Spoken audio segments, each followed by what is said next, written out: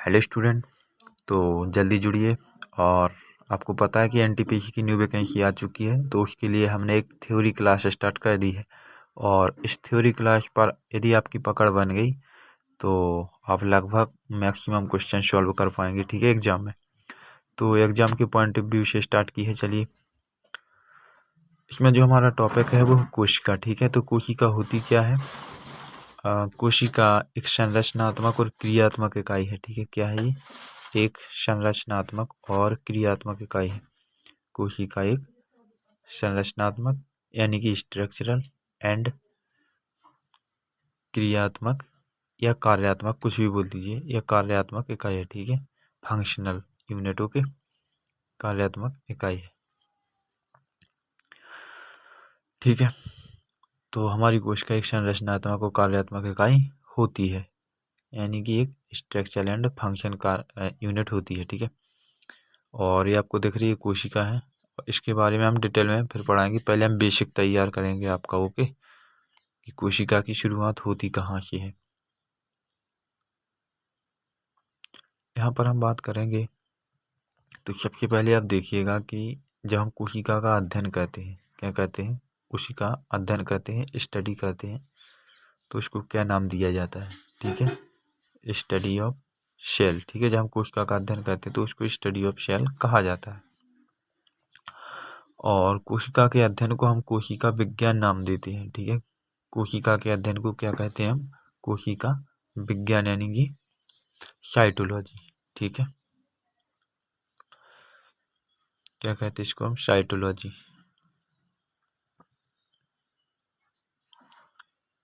ठीक है, ओके। और ये साइटोलॉजी शब्द किसने दिया था? कमेंट में बताना आप लोग, ठीक है। इसको मैं कल बताऊंगा। अच्छा, और समान प्रकार की कोशिकाएं, जिस तरीके से आपको एक कोशिका दिख रही, इस तरीके की कई कोशिकाएं, समान कोशिकाएं मिलकर के टिश्यू यानी कि ऊतक का निर्माण करती हैं, ठीक है। तो इस कॉन्सेप्ट को माइंड में बिठाना बहुत जरूरी है, ओके, कि ऊतक का निर्माण कैसे होता है। जब समान प्रकार की कोशिकाएं मिलती हैं तब वो जा कर के ऊतक का निर्माण करती हैं। तो यहाँ पर मैं साफ साफ लिख देता हूँ, प्लीज नोट्स बनाते जाना। समान प्रकार की कोशिकाएं कोशिकाएं ऊतक का निर्माण करती हैं, ठीक है। ऊतक का निर्माण करती हैं, फॉर्मेशन, ठीक है, तो करती हैं।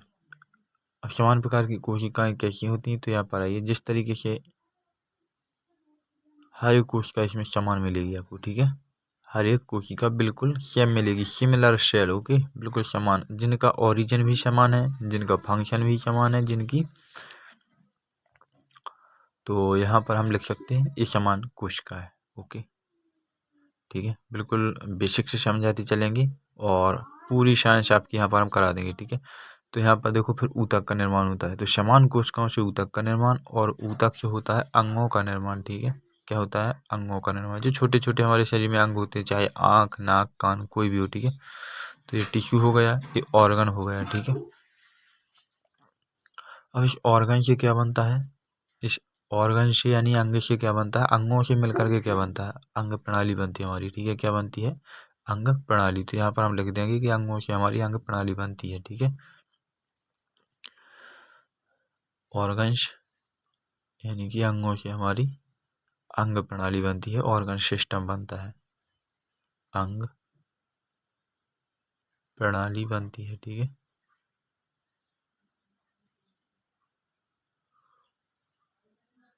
ऑर्गन सिस्टम बनता है, ठीक है। और इस ऑर्गन सिस्टम से यानी कि अंग प्रणाली से एक मानव का निर्माण होता है। जब ढांचा तैयार हो जाता है तो मानव का निर्माण हो जाता है, ठीक है। इस ढांचे मानव यानी मानव शरीर बनता है, ठीक है। मानव का निर्माण हो जाता है, ह्यूमन बॉडी बनती है, या इसको आप एनिमल बॉडी भी बोल सकते हैं, क्योंकि मानव जंतुओं के अंतर्गत आता है, ठीक है। तो एक ढांचा तैयार करने के लिए हमें 6 फेज से गुजरना पड़ता है। सबसे पहले कोशिका, ऊतक, अंग, अंग प्रणाली और फिर मानव शरीर, ठीक है।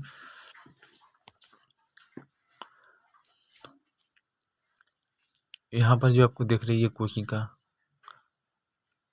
ठीक है, ये कोशिका है पूरी की पूरी, ये रखी हुई सेल है, कोशिका है। ठीक है, इसके अंदर बहुत कोशिकांग पाए जाते हैं, इनके बारे में हम अगली क्लास में डिस्कस करेंगे। ठीक है, और कोशिका से ही अब मानव का निर्माण होता है, तो मैं यहाँ पर लिख देता हूँ, कोशिका से मानव का निर्माण होता है। ओके, मानव का निर्माण किससे होता है? कोशिका से। तो इसको रटते जाना, साथ साथ रट लोगे तो घर पढ़ने की कोई ज़रूरत नहीं, क्लास में ही आपका हो जाएगा।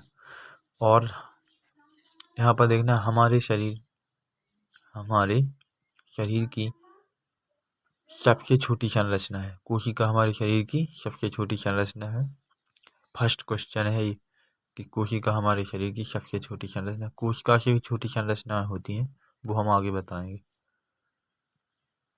ठीक है, तो कोशिका हमारे शरीर की सबसे छोटी यानी कि स्मॉलेस्ट स्ट्रक्चर है। ओके, अच्छा, अब जो आपको ये चित्र दिख रहा है, इसमें साफ साफ यहाँ पर हम बताएंगे आपको, ये वही है जिन्होंने कोशिका की सबसे पहले खोज की थी। ठीक है, इनका नाम है रॉबर्ट हुक।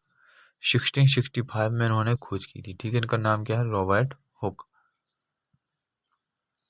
और कब खोज की थी इन्होंने?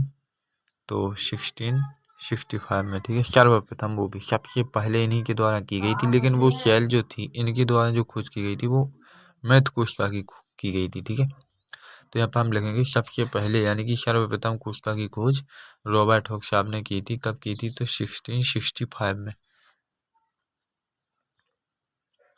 1665 में की थी। ओके,